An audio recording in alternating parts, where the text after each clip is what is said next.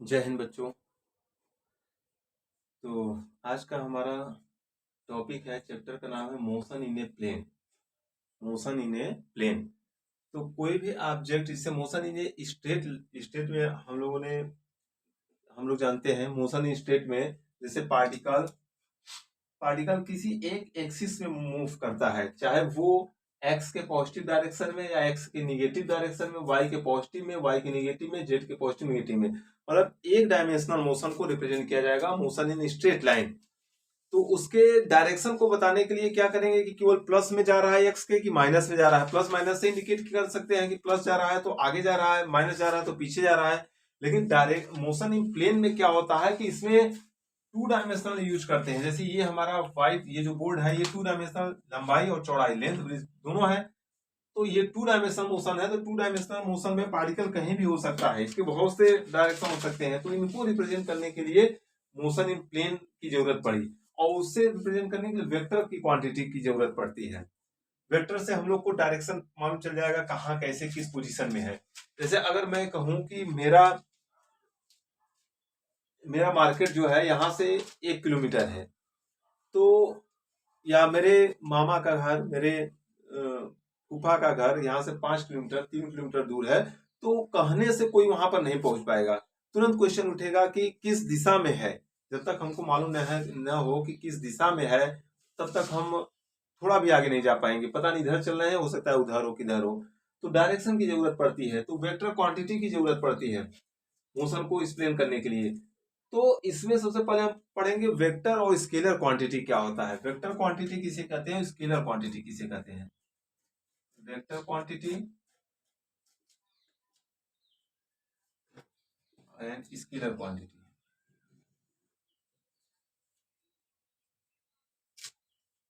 तो vector quantity क्या होता है। वेक्टर क्वांटिटी में the requirement of direction with magnitude, direction के साथ साथ मैग्नीट्यूड के साथ साथ मैग्नीट्यूड और प्लस डायरेक्शन, बल्कि ये कहें कि मैग्नीट्यूड डायरेक्शन के अलावा addition of vector, vector addition rule को भी फॉलो करें। वेक्टर के जो वेक्टर को जोड़ने का, जो ऐड करने का जो प्रोसेस है, vector addition, vector addition law, इसको भी जो फॉलो करें तो इसको वेक्टर क्वांटिटी कहा जाता है। और स्केलर क्वांटिटी में क्या होता है, केवल magnitude, the requirement of only magnitude, केवल मैग्नीट्यूड से ही जरूरत पड़ जाए, पूरा बात क्लियर हो जाए, उसे स्केलर क्वांटिटी कहते हैं। जैसे हम कह दें कि जैसे मास मास हमारा क्या है, स्केलर क्वांटिटी। जैसे हम कहते हैं कि 5 किलोग्राम चीनी लेकर आए, 5 किलोग्राम, तो ये अपने में बात पूरा हो गया, 5 किलोग्राम है, अपने में एकदम बिल्कुल बात पूरा हो गया। तो वो उसके लिए कोई डायरेक्शन की जरूरत नहीं पड़ रही है कि किस डायरेक्शन में, कि कहाँ कैसे। 5 किलोग्राम चीनी है, ये अपने में पूरा बात है। इसको स्केलर क्वांटिटी में कहें। अगर हम कहें कि यहाँ से 3 किलोमीटर हमको जाना है, कहीं स्थान बता रहे हैं, तो होता है कि किस किस डायरेक्शन में जाना है, किस वेलोसिटी से जाना है। तो उसके लिए, जिसके लिए जरूरत पड़ती है मैग्नीट्यूड के साथ साथ डायरेक्शन की, उसको वेक्टर क्वांटिटी, और केवल मैग्नीट्यूड से जिसका काम चल जाए उसको स्केलर क्वांटिटी। इसमें जैसे अगर हम कहें टाइम हो गया, लेंथ हो गया, मास हो गया, और स्पीड हो गया, वॉल्यूम हो गया, ये सब जो है स्केलर क्वांटिटी। और वेक्टर में हो गया जैसे डिस्प्लेसमेंट हो गया, और वेलोसिटी हो गया, फोर्स हो गया, फोर्स लगा रहे हैं तो क्वेश्चन तुरंत उठेगा किस डायरेक्शन में फोर्स लग रहा है, किधर लग रहा है फोर्स, इसलिए डायरेक्शन की भी जरूरत पड़ती है। तो ये हो गया, फोर्स हो गया, और बहुत से क्वांटिटी है जिसको वेक्टर और स्केलर कहा जाता है। जैसे इसमें आपका मोमेंटम भी हो गया, मोमेंटम E=m×v, v velocity चूंकि since the velocity is vector quantity then p is also vector quantity in the direction of v, E=mv। तो इस तरीके से वेक्टर क्वांटिटी है। और जैसे करंट हो गया, क्वेश्चन उठ रहा है कि करंट वेक्टर क्वांटिटी है कि स्केलर। तो करंट में क्या होता है, करंट में मैग्नीट्यूड तो है, कितना एम्पियर करंट फ्लो हो रहा है, मैग्नीट्यूड है, मैग्नीट्यूड मतलब मात्रा, कितनी क्वांटिटी है, तो 2 एम्पियर 3 एम्पियर करंट फ्लो हो रहा है, तो ये तो इसका मैग्नीट्यूड है। और डायरेक्शन भी क्लियर है, इस बैटरी से कनेक्ट कर दिए तो करंट का डायरेक्शन पॉजिटिव से निगेटिव की तरफ होता है, तो मैग्नीट्यूड के साथ साथ डायरेक्शन दोनों है, फिर भी ये वेक्टर क्वांटिटी नहीं है करंट। क्यों? क्योंकि ये रूल को फॉलो नहीं करता है करंट, वेक्टर एडिशन के लॉ को। जैसे अगर हम कह दें कि ये करंट 3 एम्पियर यहां से आया, यहां से 2 एम्पियर आया, तो यहां पर देखते हैं 5 एम्पियर करंट फ्लो कर रहा है इस तरीके से। तो अब ये, जबकि वेक्टर में ऐसा नहीं है, वेक्टर एडिशन का ये रूल नहीं है कि ऐसे 3a+2 जनरल एल्जेब्रा वाला रूल इसमें लागू नहीं होता है। दो वेक्टर के एडिशन का, दो वेक्टरों को जोड़ते हैं तो जनरल जो एल्जेब्रा में जैसे कर देते हैं 3+2 5, तो ये यहाँ पर इस तरीके से रूल से जुड़ा नहीं जाता है, ऐड नहीं करते, इसलिए वेक्टर एडिशन लॉ को करंट फॉलो नहीं कर रहा, इसलिए वेक्टर क्वांटिटी नहीं है। इसको स्केलर, एक्चुअल में इसको टेंसर में रखा जाएगा, जो वेक्टर और स्केलर दोनों ना हो उसको टेंसर कहा जाता है। जैसे मोमेंट ऑफ इनर्शिया, ना वेक्टर ना स्केलर, पूर्ण रूप से दोनों नहीं है तो इसको टेंसर कह सकते हैं। एक अगला क्वांटिटी है टेंसर। अब इसमें चलते हैं रिप्रेजेंटेशन ऑफ वेक्टर, वेक्टर को कैसे रिप्रेजेंट किया जाए।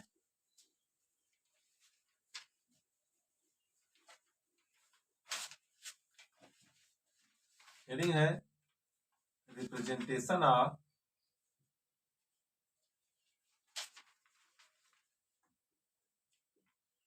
वेक्टर, वेक्टर को रिप्रेजेंट कैसे किया जाए। तो वेक्टर को रिप्रेजेंट करने का तरीका है, जैसे ए है, इसको अगर वेक्टर लिखना हो तो वेक्टर लिखने के लिए ए को मोटे से लिख दो, ए को मोटे से अगर हम लिख दें, मोटा कर दे इसको, तो ये ए जो है वेक्टर बन जाएगा। या तो ये करें और या तो इसको ए के ऊपर एक तीर लगा दे, तीर लगा दिए तो भी वेक्टर, या मोटे से लिख दिए तो भी वेक्टर।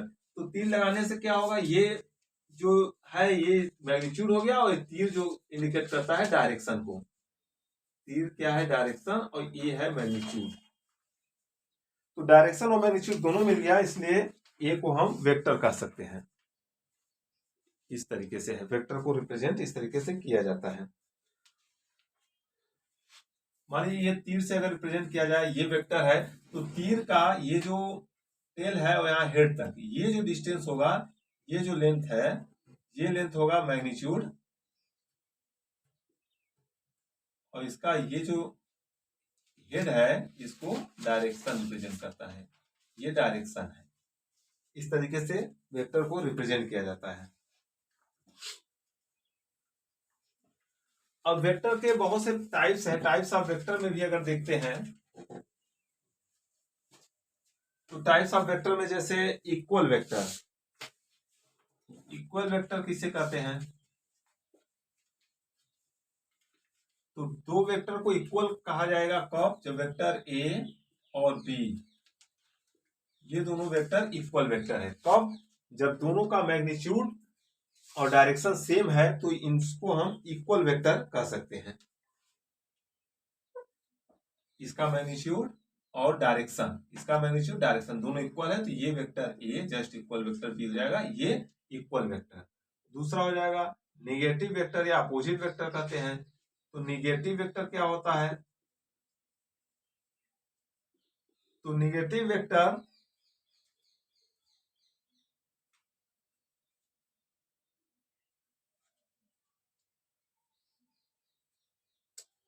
नेगेटिव वेक्टर किसे कहते हैं, जैसे वेक्टर ए है, मार्कर लेकर आओ, बैग में है, तो ये वेक्टर ए है, ये मान लीजिए वेक्टर ए है, और इसके बाद वेक्टर ए और एक दूसरा है वेक्टर बी, ये मान लीजिए कि मैग्नीट्यूड में समान है, इक्वल है, लेकिन डायरेक्शन अलग है, पॉजिटिव। तो वेक्टर ए वेक्टर बी, तो ए और बी को वेक्टर को हम निगेटिव वेक्टर कह देंगे अगर ए इजकल टू, यहाँ vector A equal to minus vector B हो जाएगा, इसी को निगेटिव वेक्टर कहते हैं। क्यों, ए बी के बराबर ही है, दोनों बराबर है, लेकिन डायरेक्शन अलग है।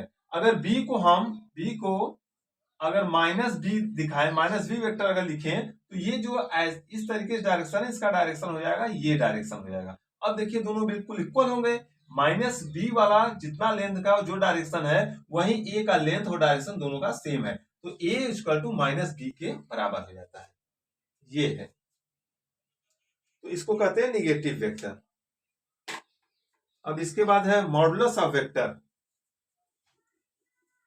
अगला हेडिंग है modulus of vector.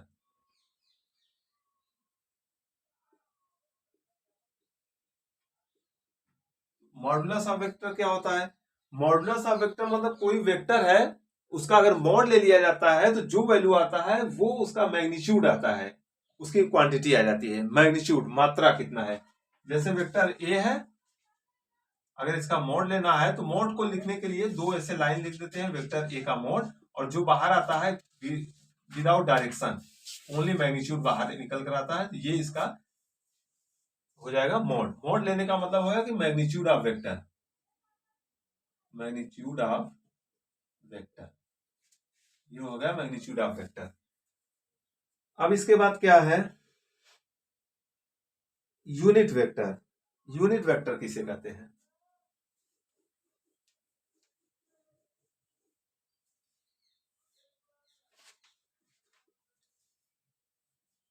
Unit vector जिसका मॉडुलस लेंगे 1 आए वो यूनिट वेक्टर होता है। जैसे आई कैप, जे कैप और के कैप, इन सब का मोड अगर लिया जाए तो यूनिट आएगा, ये यूनिट वेक्टर है। और किसी भी वेक्टर का यूनिट वेक्टर निकाला जा सकता है। जैसे वेक्टर ए है, जैसे हम वेक्टर ए को अगर देखें, वेक्टर ए, तो वेक्टर ए बराबर, ए में क्या है? मैग्नीट्यूड और डायरेक्शन। वेक्टर ए लिखा गया है, इसका मतलब इसमें क्या है? मैग्नीट्यूड और डायरेक्शन है, तभी वेक्टर लिखा गया। तो मैग्नीट्यूड को अगर ए लिख दे, तीर हटा दें और ये इसी का कैप लगा दिए, तो इसका यूनिट डायरेक्शन, तो ये कैप इसका डायरेक्शन बता रहा है, ये इसका मैग्नीट्यूड। वेक्टर ए को ए कैप लिखा जाएगा। जैसे हम कह दें कि, जैसे होता है कि बताए ना कि जैसे 5 मार्कर का दाम 100 रुपया है, तो 1 मार्कर का दाम कितना होगा?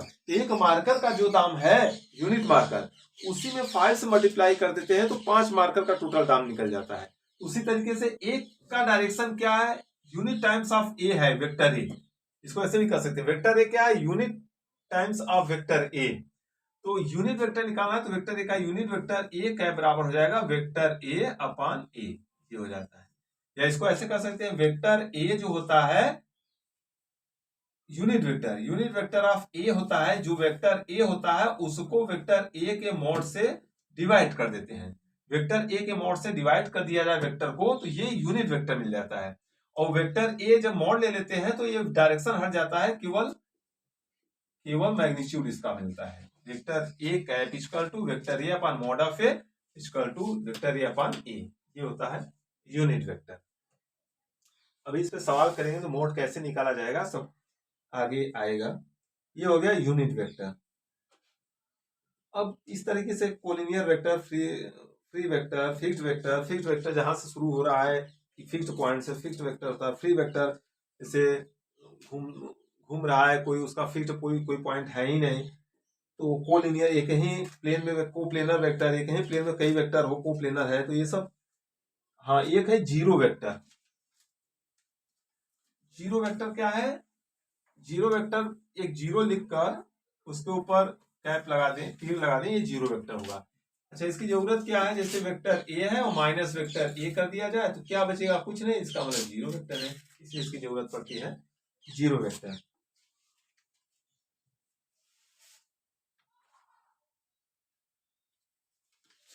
अब है एडिशन और composition of vector. Addition of two vector, दो वेक्टर को कैसे जोड़ा जाए? एडिशन ऑफ टू वेक्टर, चलते हैं।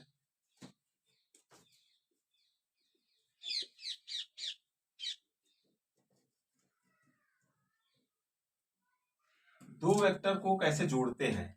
जैसे मान लीजिए कि ये वेक्टर ए है और एक वेक्टर बी है, इनको जोड़ना है, इनको प्लस करना है, एडिशन करना है, तो कैसे करेंगे? तो दो मेथड है, ट्राइंगुलर मेथड और पैरेललोग्राम मेथड। तो ट्राइंगल मेथड से इसको ऐड करने का तरीका हम बता रहे हैं। तो ट्राइंगल जैसे ऐसे होता है, अगर ये मान लीजिए ट्राइंगल है, ये ट्राइंगल है, तो ए बी सी ट्राइंगल है, तो इसको ऐड करने का तरीका है कि वेक्टर ट्राइंगल के एक आर्म पर अगर एक वेक्टर रख दिया जाए, दूसरे पर दूसरा वेक्टर रख दिया जाए, उसी ऑर्डर सेम मैग्नीट्यूड में। तो जहां से शुरू हुआ है पहले का जो टेल है और दूसरे का लास्ट जहां पहुंचा उसका हेड से अगर मिला दें तो ये जो होगा इन दोनों वेक्टरों का सम के बराबर होगा।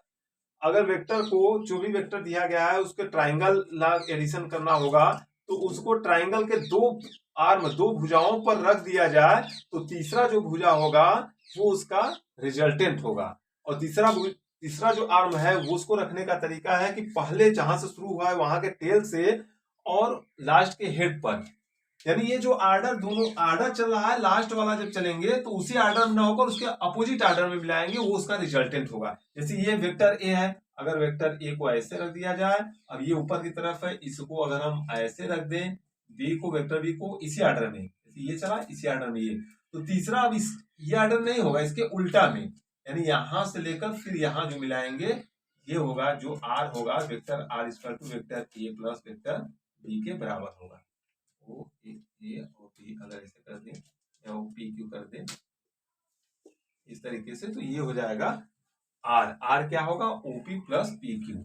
आर जो होगा ओपी प्लस पी क्यू, यानी ए और प्लस बी। इस तरीके से ये दो वेक्टरों का एड है, एड करते हैं दो वेक्टरों को इस तरीके से। इसको कह सकते हैं if two vectors can B represented both in magnitude and direction by the two sides of the triangle taken in the same order, then their resultant is represented completely both in magnitude and direction by the third side of the triangle taken in the opposite order। ये जो बताया गया उसी को represent कर रहा है। अच्छा, a प्लस बी और a माइनस बी अगर करना होगा तो इसी में क्वेश्चन आ जाए कि vector a minus vector B अगर करना है तो कैसे ऐड करेंगे। तो क्या करना है, a माइनस बी को भी a प्लस बी के फॉर्म में कर देते हैं, a प्लस बी यानी इसको भी प्लस कर देते हैं, r इक्वल टू a और प्लस वेक्टर a प्लस और माइनस वेक्टर b अगर कर देते हैं ये भी हो जाता है a माइनस बी। कैसे, जैसे तो ये है बी है और माइनस बी अगर कर देते हैं तो इसका आर्डर ऐसे हो जाता है, डायरेक्शन चेंज जाएगा। तो अब इसको ये हो गया वेक्टर ए, और वेक्टर में पहला शिफ्ट किया जाता है, मतलब ये वेक्टर ए को ऐसे कहीं भी ले जा सकते हैं, और वेक्टर बी अगर ये है माइनस वेक्टर बी तो इसको ऐसे कहीं भी लाया ऐसे है तो इसको ऊपर नीचे कहीं भी लाया जा सकता है। तो ये वेक्टर ए इसको लाकर यहाँ रख दिए, इसको नीचे लाकर यहाँ शिफ्ट कर दिए, यानी ऐसे ये वेक्टर बी हो गया। तो ये जो रिजल्ट मिलेगा R equal to vector A minus vector B है प्लस और माइनस बी वेक्टर, यानी R equal to vector A और माइनस वेक्टर बी, ये मिल जाता है इसका रिजल्ट। तो वेक्टर को रिप्रेजेंट करने का ये ट्राइंगल मेथड है, एक पैरेललोग्राम मेथड भी है, उसे भी देख लेते हैं।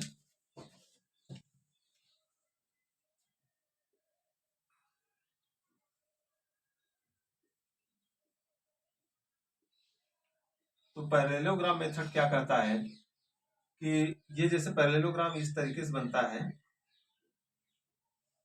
ये है पैरेललोग्राम, तो ओ पी क्यू आर, अगर ये पैरेललोग्राम है तो कह रहा है कि वेक्टर कोई वेक्टर है, जैसे ये वेक्टर ए है एक वेक्टर बी है, तो दोनों वेक्टर को मैग्नीट्यूड और डायरेक्शन में पैरेललोग्राम के दो एडजेसेंट साइड पर अगर रख दें, मतलब ये और ये दोनों एडजेसेंट साइड है इस पर रख दें, ए को यहाँ पर अगर रख दें इसी के एडजेसेंट साइड पे, ये वेक्टर ए है, और बी को यहाँ पर रख दें, ये वाला वेक्टर बी है, दो एडजेसेंट साइड पर रख दें, तो जो इसका डायगोनल होगा ये इसका रिजल्टेंट होगा वेक्टर ए प्लस बी के बराबर होगा। इस तरीके से इसको क्यों ऐसे भी देख सकते हैं, वेक्टर बी है ये पैरेलल शिफ्ट होगा, वेक्टर बी को चाहे यहाँ पर रख दे, ये भी वेक्टर बी है, ये वेक्टर बी हो गया ये ए है बी है, ये देखो ट्राइंगल ला से ये R equal to A plus B हो जाएगा, चाहे ऐसे कर लो। या पैरेललोग्राम मेथड क्या है कि इस तरीके से इसको देखिए, इसमें क्या लिखा गया है, if a number of vectors are represented both in magnitude and direction by the side of an open polygon line, अच्छा ये लिखा है if two vectors can be represented both in magnitude and direction by the two adjacent side of parallelogram drawn from a common point, then their resultant is completely represented both in magnitude and direction by the diagonal of parallelogram passing through that point. यही चीज लिखा गया है। तो r equal to यहाँ से a plus b मिल जाता है। ये हो गया पैरेललोग्राम मेथड। पॉलीगन मेथड है, पॉलीगन मेथड से वेक्टर एडिशन देखिए क्या है, उसको भी देख लीजिए।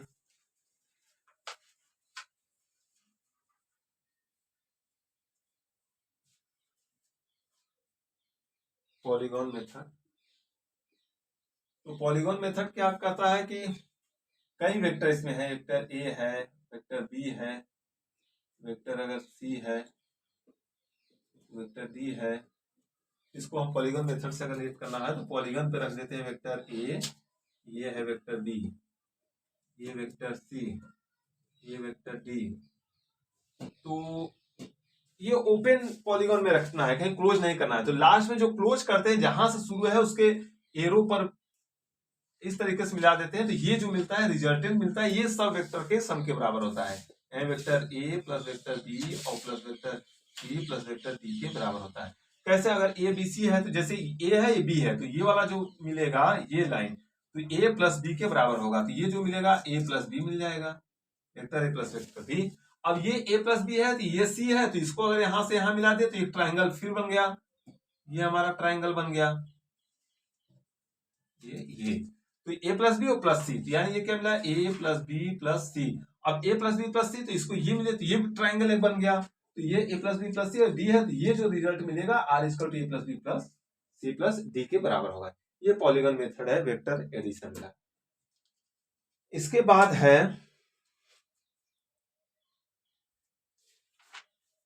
इसके बाद और बहुत सा है, तो अभी इसी पर रोक रहे हैं क्योंकि मोबाइल में उतना एमबी होता नहीं, बचता नहीं है, तो अभी इसी पर रोक रहे हैं। इसके बाद आगे देखेंगे रिप्रेजेंटेशन ऑफ वेक्टर का एनालिटिकल मेथड से, कैसे रिप्रेजेंट, कैसे मैग्नीट्यूड आर निकाला जाता है, जो रिजल्टेंट आर एक्चुअल में मैग्नीट्यूड आर निकाला जाता है, तो a square plus b square plus 2ab और cos थीटा, ये फॉर्मूला से डिराइव करेंगे analytical method of vector addition next lecture में। Thank you and have a nice day.